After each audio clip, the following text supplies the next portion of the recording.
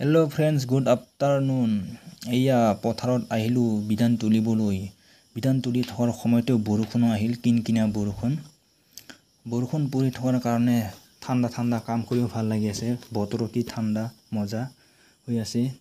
তাকে আপোনালোক ভিডিঅ'ৰ জৰিয়তে দেখালো। চাওক পথাৰবিলাক গোটেই সেউজীয়া হৈ গ'ল। এই দহা মাটিৰ কাৰণে অলপ বিধান তুলি আছো। এই ভাদ্ৰ মাহ পৰি গ'ল, লাষ্টত হৈ গ'ল আমাৰ এই বছৰত। তথাপিওতো কামটো কৰিবই লাগিব, তাৰ কাৰণে বিধান তুলি আছো। চাওক আপোনালোকক দেখালো। হেল্ল' গাইজ, তো বিধান তোলা হৈ গ'ল, লাহে লাহে ঘৰত যাব ওলাইছোঁ আৰু অলপ বৰষুণত জিকিও অলপ ঠাণ্ডা লাগি গ'ল।